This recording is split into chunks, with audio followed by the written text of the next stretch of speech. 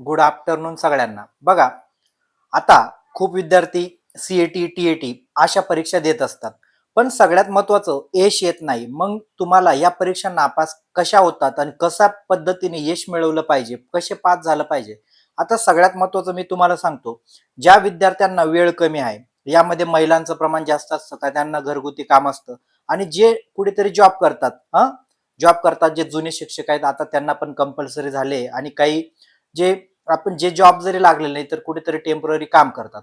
मग या मुलांनी कशा पद्धतीने या परीक्षा सोप्या पद्धतीने पास व्हावं यासाठी मी तुम्हाला आपला जो चॅनल आहे पीएस सिसो अकॅडमी आपल्याकडे टीएटी आणि सीटीएटी याच्या बॅचेस चालतात.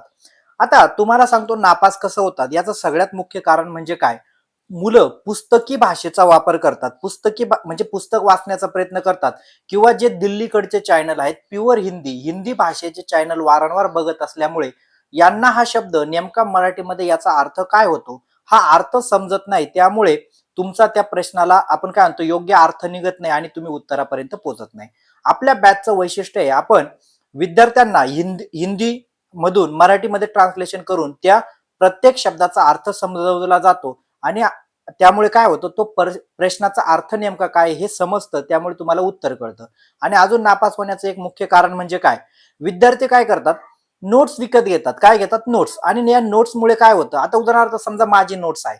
मी एखादा उतारा वाचला आणि या उतार्यावरून मी 10 ते 12 ओळी बनवल्या आणि त्याची नोट्स बनवली. मग मला सांगा ही मला चांगली समजेल का मी जे 10 ते 15 ओळी जे लिहिलेले आहे ते दुसऱ्याला चांगलं समजेल? तर त्याला अजिबात समजणार नाही ना. कारण मी पूर्ण उतारा वाचून त्याचा सारांश काढलेला आहे, तेव्हा ते मला समजेल. म्हणजे वाचल्याशिवाय पर्याय आहे का? त्याच त्याच पद्धतीने तुम्ही युट्यूब जेव्हा बॅच जॉईन करतात, बॅच जॉईन केल्यानंतर तुम्हाला जो टॉपिक मिळतो ह्या टॉपिक काळजीपूर्वक बघितल्यानंतर तुम्ही त्याचं 4 ते 5 ओळीमध्ये थोडक्यात विश्लेषण करू शकता, तेव्हा तो टॉपिक तुम्हाला लक्षात असतो. पण तुम्ही काय करतात? कुठून तरी नोट्स घेणार आणि ती नोट्स वाचा. अरे पुस्तकाने जर पास झालं असतं ना तर ह्या परीक्षा कोणीच नापास झालं नसतं. आणि टीएटी आणि सीटीएटी याच्यामध्ये तुम्हाला एक सांगेल, ज्या मुलांना टीएटी द्यायची तर पेपर एक द्यायचा असेल तर त्यांचं गणित चांगलं पाहिजे कारण अध्यापन शास्त्र नसतं. आणि सगळ्यात महत्वाचं तुम्हाला अभ्यासासाठी खूप वेळ लागतो. टीएटीला वेळ द्यायचा आहे.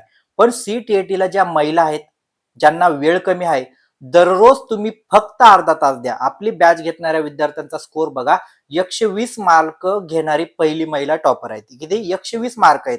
120 मार्क आहे. त्याच्यानंतर 115, 110 अशा पद्धतीने. आणि ह्या महिला काय जॉब करताय, शाळेवर काम करताय, जिल्हा परिषद गडचिरोली वगैरे इकडच्या महिला आहेत. या शाळेवर काम करून सुद्धा एवढा स्कोर का घेऊ शकल्या? याचे सगळ्यात महत्वाचं कारण म्हणजे काय?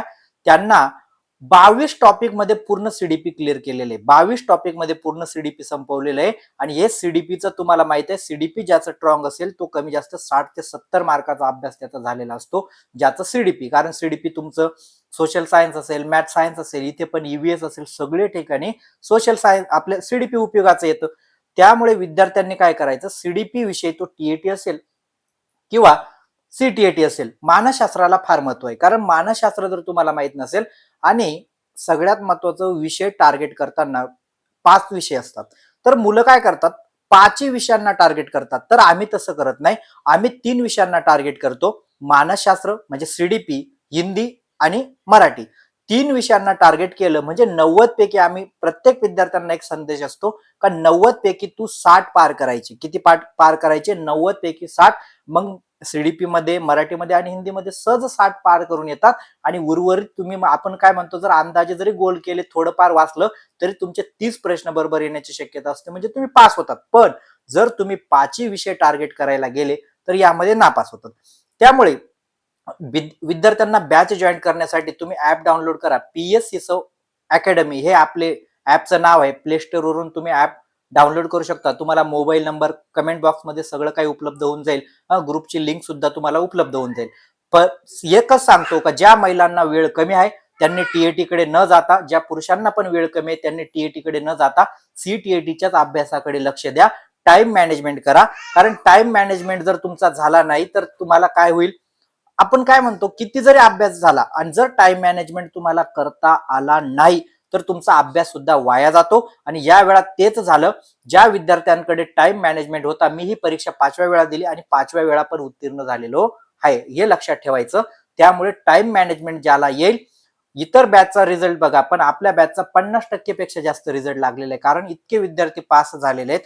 तुम्ही जे विद्यार्थ्यांनी बॅच जॉईन केले असेल तुम्ही त्यांना सुद्धा विचारू शकतात. एक सुद्धा प्रश्न बाहेरचा आलेला नाही, पूर्ण ते सिलेबस वरच आलेला होता जेवढं दिलेलं होतं.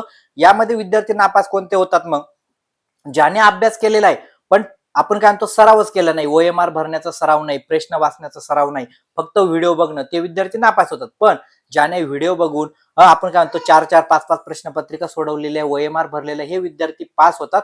म्हणून काय करा, टीएटी कडे ज्यांना वेळ जास्त असेल त्यांनी जा, पण ज्या विद्यार्थ्यांना कमी वेळ असेल त्यांनी सीटीएटी कडे जा. कारण तुम्हाला माहित आहे ज्या पद्धतीने महाराष्ट्रामध्ये आता काय सांगितलं की 6 चान्स आहे, तसं केंद्रामध्ये पण 6 चान्स आहेत ना, म्हणजे 6 वेळा त्यांना पण परीक्षा आयोजितच करावी लागेल सीटीएटी. मग काहींना वाटते का नाही सर मग सीटीएटी होईल का? अरे बाबा होईलच ना, कारण त्यांना पण 7 चान्स आहेत, तुम्हाला जसे 6 आहेत. त्यामुळे जुलैमध्ये तुम्हाला सीटीएटी पण बघायला भेटेल आणि टीएटी पण बघायला भेटेल. मग तुम्ही गोंधळून जाणार. त्यापेक्षा काय करा, एकच परीक्षा टार्गेट करा आणि ती परीक्षा पास व्हा. आपण नुसतं मार्च ऑक्टोबर असं करण्यात मजा नाही. टीएटी देऊ सीटीएटी देऊ, एकच द्यायची, पास होऊन जायचं. मी मागच्या वेळेस माझ्या बॅचचे विद्यार्थी पण म्हणायचे का आम्ही टीएटी भरू का? मी म्हटलं माझ्यावर विश्वास असेल तर टीएटी भरू नका.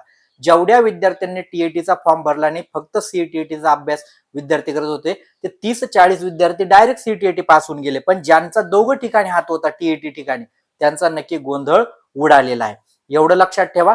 त्यामुळे बॅच जॉईन करण्यासाठी तुम्हाला सर्व नंबर वगैरे मिळून जाईल. बॅच जॉईन करा आणि आतापासून अभ्यासाला लागा. आपले विद्यार्थी काय करतात का, मानसशास्त्र हा विषय जोपर्यंत तुम्हाला समजत नाही तोपर्यंत बाकी विषय सीटीएटीतले तुम्हाला समजत नाही.